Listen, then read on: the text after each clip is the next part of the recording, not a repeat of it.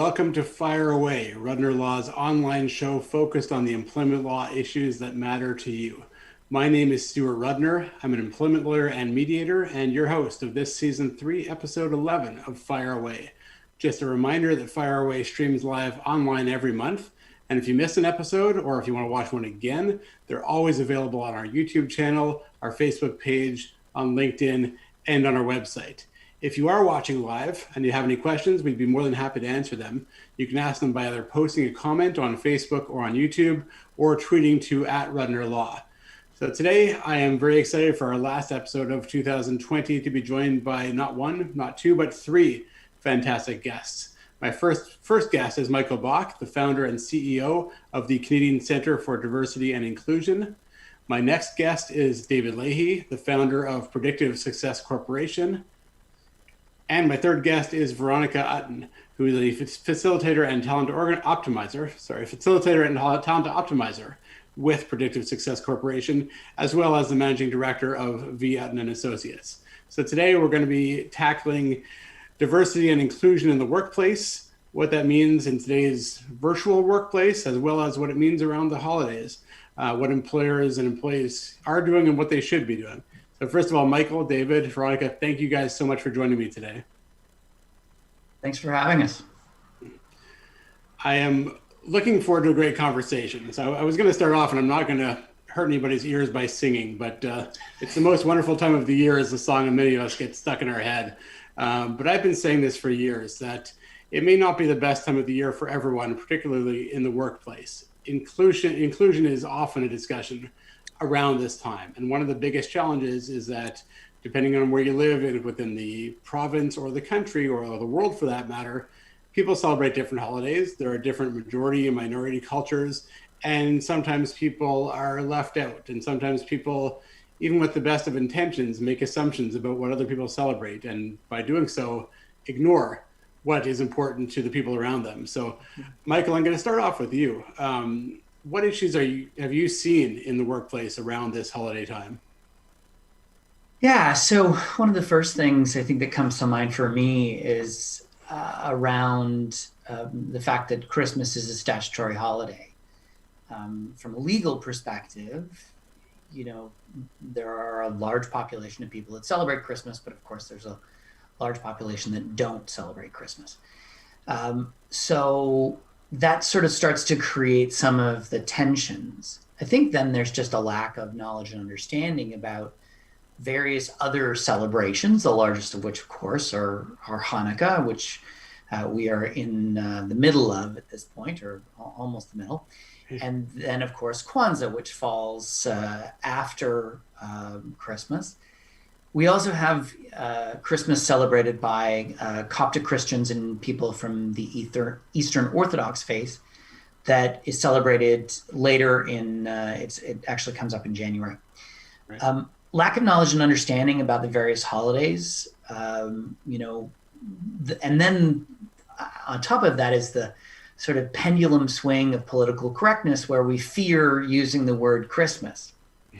And I am quite adamant and believe very strongly that we should be encouraged to say Merry Christmas, as long as we understand that the person we're saying it to may not themselves celebrate it. So it's having that awareness and understanding of whether or not the person you're speaking to is themselves Christian, or if they celebrate another event. I think it's important to have an awareness about that in everything you do. I'm thinking about my sister as an example. She was planning a holiday event with her coworkers, and they were going to do something around a game around Santa Claus. And she called me and asked if that was appropriate. And I said, well, are all your colleagues Christian? And she said, no, we have a couple of Muslims. And I said, well, then it's really not appropriate. That isn't to penalize the Christians. It's to ensure that all people are feeling included in the conversation. Yeah, thanks, Michael. I'm laughing as I'm looking at the notes of topics I wanted to cover, and I think you've covered almost every one in that 3-minute segue. So we're clearly on the same page. So I'm not even sure which one I want to pick up on first, but maybe that last one is the best, because I think you made a great point, and I've said this many times. when someone wishes me Merry Christmas, I'm not going to take offense. I'm not going to wonder, if they or think that they somehow mean to be discriminatory. I'm going to assume it's being said in a spirit of goodwill. But it also does cross my mind, especially in a multicultural city like Toronto in 2020, that people should be mindful of the fact that not everybody does celebrate Christmas. So like you said, you shouldn't make the assumption. And then you get to things like, you mentioned the holiday parties / Christmas party, the political correctness and the backlash against it. But maybe I'll go to you, Veronica, first, because this was going to be one of my questions. So how do you handle that, that backlash when people say, oh, this whole political correctness thing, it's just a big attack on Christmas and I'm sick of it and I'm going to wish everyone Merry Christmas and I don't care what you say. How do you handle that kind of attitude? Yeah, I think to pick up on Michael's point is, and to yours, is that you have to assume that people are well-intended. But at the same time, given the era that we're in, we all know that we do have to do our part in increasing our own level of awareness. And certainly the line manager is going to be that go-to person in the organization that should know their team members best. And so it's going to be really on that line manager to ensure that they are present, really present in the lives of their team members, particularly at this time of year and particularly with the layer of the pandemic, right? And so absolutely, there will be different ways in which the manager can help to acknowledge that awareness of the various members on their teams, what they celebrate, and how they might need some support in getting through this particular time of year. It's not always a celebratory one for everyone, and so it's to be even mindful of that, that people are going through what they're going through, and to ensure that you spend the time and put whatever support mechanisms in place to help a person move through this particular time of year in a way that they feel supported and in a way that they feel that they belong even at this time of year. Yeah, thanks, Veronica. I think those are really important questions. And yeah, feeling like they belong, feeling that they are not like second-class citizens, as I've had people say to me over the years, I think is really important. So you talked about the line manager level, which I think is obviously very important. But the challenge I often find is it's actually at the upper levels of management, where how do you get them to buy into things like, investing, you mentioned time, but also money on things like diversity and inclusion. And David, maybe I'll throw that over to you. Well, thanks, Stuart, and thanks for having this show today. There has been very little time, effort, and energy spent with the CEOs training them, folks like myself who may perhaps come from privileged backgrounds, to be more open to diversity and inclusion in their senior ranks. We just look across Canada and you don't see very many female CEOs. We should see a lot more. And the lack of training for frontline supervisors is a shameful part of where we are today. So our team at Predictive Success kept hearing this, and we came up with a training program that's really geared at that frontline leader supervisor. When we hired Veronica, who's the former VP of HR at UNICEF, to come and design a one-day program specifically for the frontline managers to teach training and the purpose behind it, it started to resonate across the country. And so if we start at the top and say, I have to do something, and then we study the case that at Harvard and other schools have presented where diverse companies are as much as 30% more profitable, have higher shareholder value, the business case becomes clear. The disconnect is making it a priority. HR has so many challenges during COVID. Well, this one really gets put on the side burners, and it shouldn't be, Stuart. No, I think that's a great point, David. And like I've been saying for years, anything proactive or strategic gets put on the back burner. A lot of what we do in our firm is putting out fires, but usually what we tell our clients is how these things could have been prevented with some strategic work. And of course, that's always, the response we get is, yeah, that sounds great. We'll get to it sometime next year. And that becomes 2 or 3 years down the road. So David, it's great that you guys are doing this. And I know, obviously, we've known each other a long time. So you guys have done a lot of work of getting the word out there. I'm going to circle back, and I'm actually struggling to keep on topic because you guys have touched on so many topics. I mean, Michael, you mentioned the statutory holidays, which has been something I've commented on over the years. That, you know, if you imagined if we're starting from scratch now and you were going to draft the Employment Standards Act, it's almost inconceivable that, you know, 2 Christian holidays would be statutory holidays and no other religious holiday would be. But that's what we've inherited, and I get the fact that it's hard to change that. And even just from a calendar perspective, people are used to the quote unquote Christmas or winter holidays when kids are off school. It's hard to change. So I'm not advocating a change overnight, but I guess one of the issues that we often are asked about is, okay, so if there are 2 Christian holidays, then does everybody else get 2 of their own holidays to take off with pay? And I mean, I can comment on the legalities of that, but before I do, I don't know, Michael, if you want to comment on how HR should respond to those questions. Yeah, in an ideal state, you'd have flexible statutory holidays. So you'd say, okay, you've got these 10 days out of the year that you can take whenever you want to take them. So if you want to take them as part of Ramadan, if you want to take them as part of Rosh Hashanah, you know, pick a holiday. That's completely up to you. That's the ideal state. I think, and I absolutely agree with you, that if we were writing the Employment Standards Act today, it would not have 2 statutory holidays related to religion. I think it isn't necessarily that complicated to change. I think whether or not there is the drive to do that amongst governments, whether that's the provincial governments, territorial or federally, that is the question. And right now, I don't think there is a lot of that drive or desire. I mean, let's face it, we're in the middle of a pandemic. This is not on a list for anybody. But at the same time, you know, this could be a simple change that really moves towards true inclusion for all Canadians. Yeah, look, it's funny because I was about to say I was interviewed on radio and also I think in the Star. I was going to say last April, but it couldn't have been April because it was pre-pandemic. So it must have been April of 2019. And I said essentially what you're saying, which is we could just replace those 2 holidays with flexible holidays. I'm sure at some point that will happen, but I guess it remains to be seen as to when. But in the meantime, and maybe Veronica, I'll direct this to you.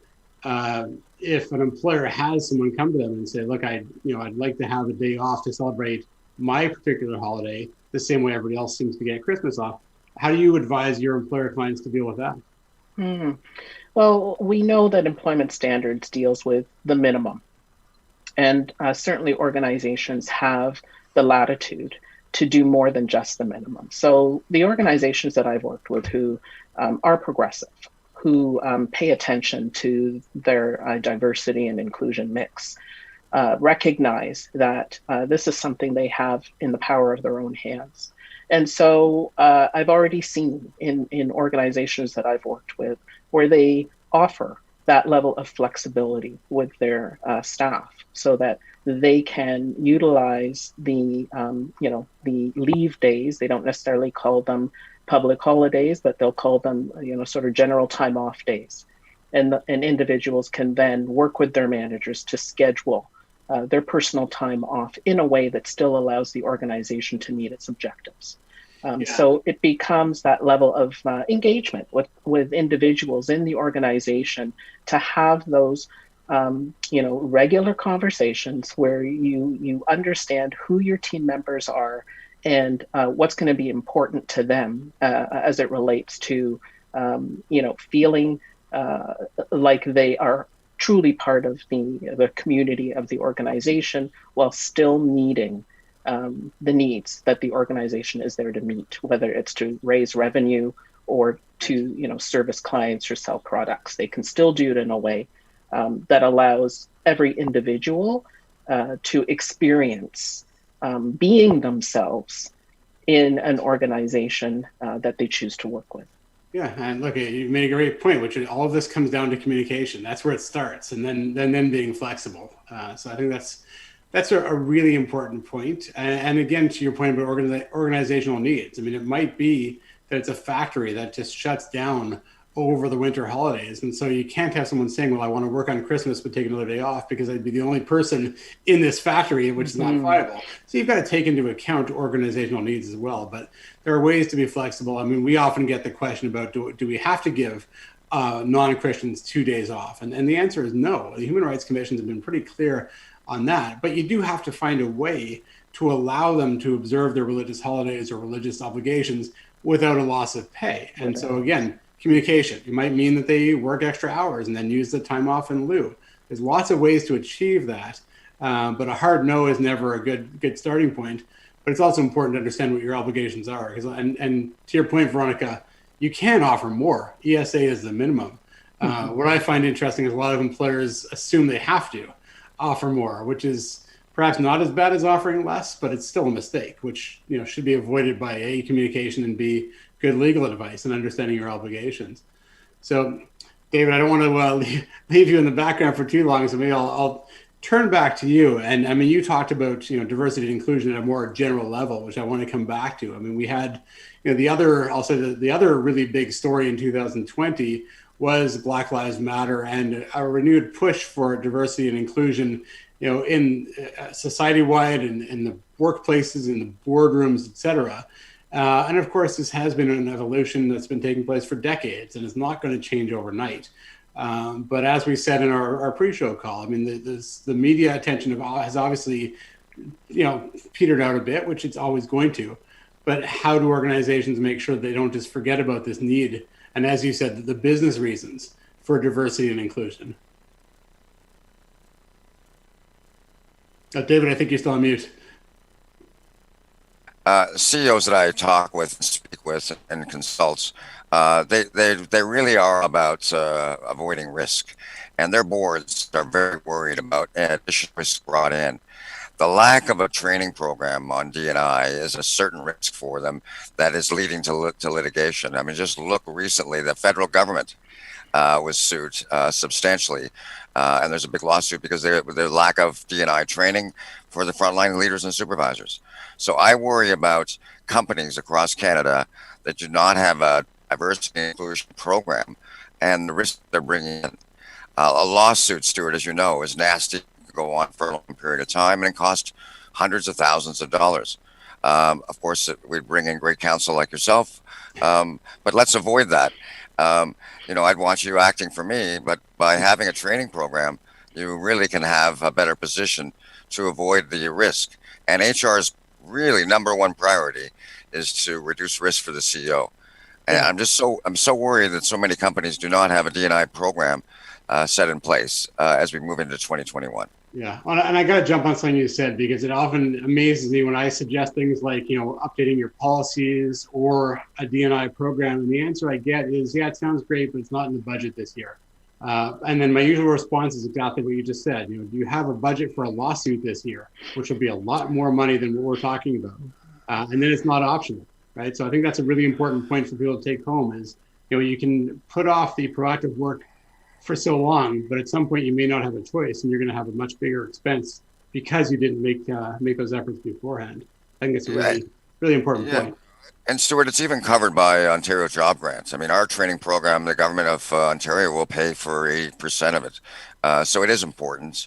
And we've created a mini program, a 1-day program or a 2-day. So I just, I look to this and say, prepare the company to be the best version of themselves in the years ahead. And the business benefits of having a diverse training program and diverse leadership clearly shows, we can Google it, and it's higher shareholder value. Companies think differently, they think more completely. So the business payback is quite substantial. Pioneers in this area, like yourself and Veronica and Michael, we're going to continue to get the story across to Canadian leaders because it's very important. We have a great country. We want to keep it better. We don't want to be like the United States. We never want to. And this is one area where we need to focus our energies and say, yes, let's put some training for the year ahead, and the ROI will follow. I should have warned you that Rob, our producer, is in the U.S., but hopefully he's not. At least he didn't mute you when you said that, so you have to thank him later on. Well, I hope he didn't vote for Trump, but maybe he did. Who knows? We've got enough to talk about without going there in this show. And it's already 12:53. As I said to you guys in the pre-show, this thing it always flies by. Veronica, maybe I'll turn to you because we haven't talked yet about the working reality for many of us right now, which is that most of us are working from home, and it looks like many of us are going to be working from home for the foreseeable future, if not permanently, in many companies. So there have been reports that working from home, although it has some benefits, can lead to, first of all, feelings of isolation and being disconnected, but also increasing prejudice and racism. So I guess I'll just ask you, Veronica, first of all, have you heard about issues like that? And if so, how does an employer address them?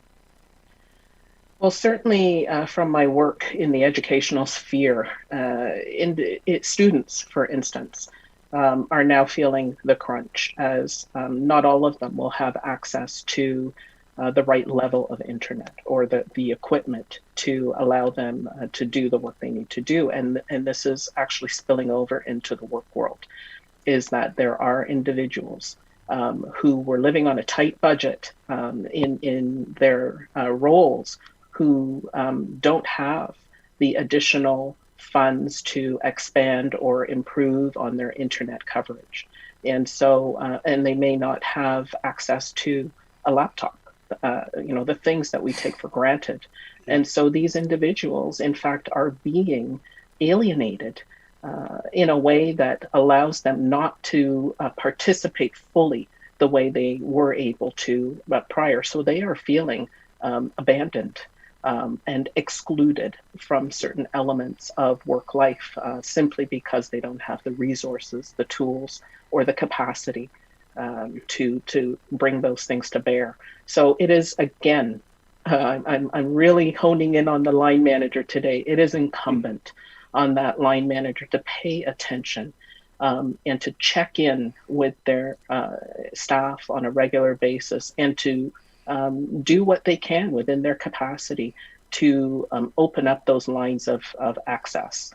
A lot of progressive organizations are building in equipment policies so that their staff can have the minimum equipment required in order for them to fully participate in their roles in a way that leaves them feeling like they're still contributing, even in isolation from home.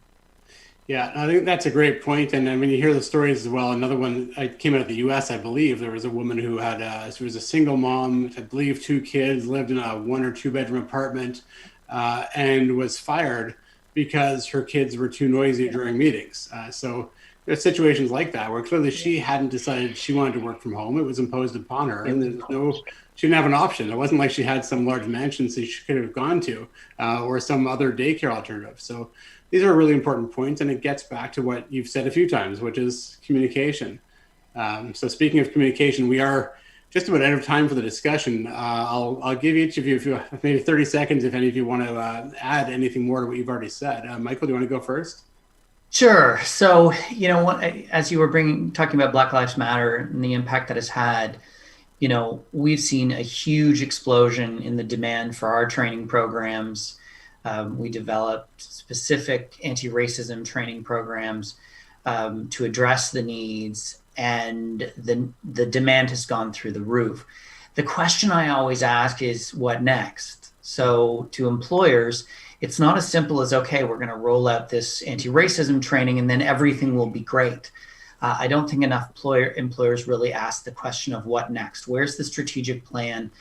Where are our goals? Where are the initiatives that take us 3 and 5 years into the future? And then execute on that. And it's a question that needs to be asked.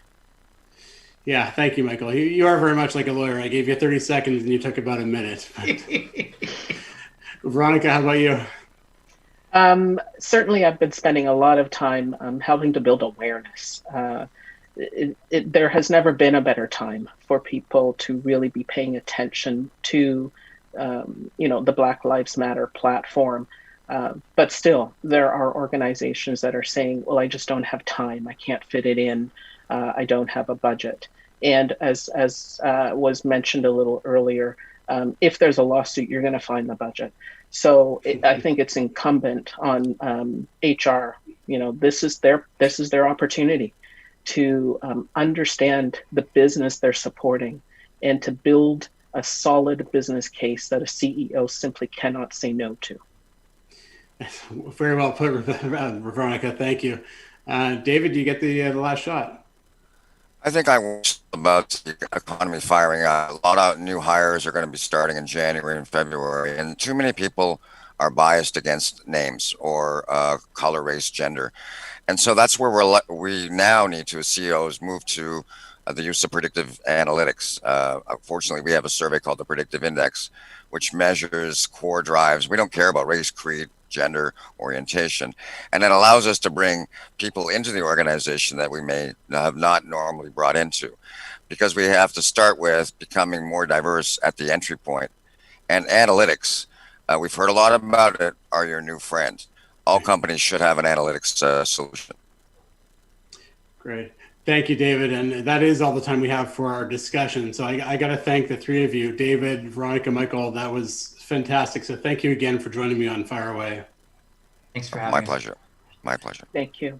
And now I get my last chance of the year to fire away myself.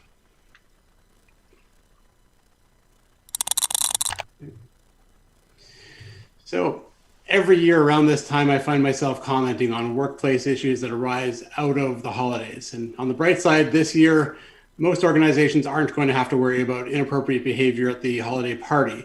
But there are still a lot of other serious issues relating to diversity and inclusion that are particularly relevant at this time of year. We just had a fantastic discussion in season 3, episode 11 of Fire Away with a truly amazing group of guests that we could have gone on for hours. But among other things, of course, we discussed some of the issues that arise during the holiday season. And I'm not going to rehash that. I encourage everyone to watch that discussion. But I will also encourage everyone to consider the issues that arise. And remember that even the smallest things can make a huge difference in the employment relationship. And it is amazing how often we have people come into our office, or virtually come in these days, because of perception of harassment or discrimination, or just that their boss is not respecting them. And the biggest complaint is often something like, my boss never says good morning to me. And of course, when we probe a little deeper, and perhaps we often engage the company, what we find out is something as simple as when the boss comes in, she walks down the hallway, but this particular employee is not along her path, which is why she doesn't say good morning. But this particular employee feels as though she's being excluded every single day at work. And that just gets self-perpetuated when other things happen that would otherwise be irrelevant. So now imagine where someone in a typical year around this time of year sees the workplace filled with Christmas decorations and this Christmas music, and they're having Christmas cookie exchanges and a Christmas party, and everyone is saying very Merry Christmas to each other, and everyone gets a paid day off on Christmas Day. But that's not the holiday that this person celebrates. So now they feel as though they're essentially a second-class citizen, is the term I often heard. So I will just encourage everyone to make sure that whatever you're doing this year and in future years for the holidays, make sure it's reflective of your workplace population. As Veronica said during episode 11 of season 3, communication is critical. So find out what people are, what their history, what their background, what their traditions are. Make sure you incorporate those. Don't just pay lip service to the idea by renaming your Christmas party into a holiday party, because that's pretty transparent, and we've all seen that. Make a real effort to be inclusive and respectful of everyone. It's interesting that we always, our team always advises our clients to be mindful of the legal implications of the actions they take, but also be mindful of the inclusion implications, or how you might be inadvertently making someone feel like they're not a part of the group or the workplace, or they're somehow less important. So that's all I have for today. And I guess for 2020, it will be a very different time this year, but I hope everyone has the chance to enjoy the holiday season and spend some time socially distant, perhaps, or at least with the people in your immediate household. But I want to wish everyone a happy and healthy new year as well. And that, as we wrap up season 3, episode 11 of Fire Away, which is our last show of 2020, I do want to remind everyone that at Rudner Law, our goal is really to help people make informed decisions about workplace issues. So I will invite everyone to keep up to date on employment law issues by following our social media, subscribing to our newsletter, and of course, following our COVID-19 resource page as well. But as I always say, none of that replaces legal advice that is customized to your particular circumstances. If you think you might need an employment lawyer, you probably do. So please feel free to reach out to us. Our next episode in 2021 will be an open Q&A session on all things COVID-19 workplace related. I'll be joined by several members of the Rudner Law team, and we'll be happy to answer your questions. That's going to be on January 19th. But if anybody has questions in advance, feel free to send them to us at info@rudnerlaw.ca, and we'll certainly get to as many questions as we can. Last reminder that past episodes can be found on our YouTube channel, on our website, on Facebook, and on LinkedIn. If you like our page or subscribe to our channels, you'll get notifications when episodes are live. And last but not least, a very special thank you to all the people who put this show together every month. So Rob, Rebecca, Mark, thank you guys for all the help throughout the year, including the show today. And final word, whatever it is that you celebrate, if you celebrate anything, or if you just want to enjoy hopefully a relaxing end of the year, I want to wish everyone all the best for the season and all the best for a very happy and healthy 2021. Thanks for tuning in and take care.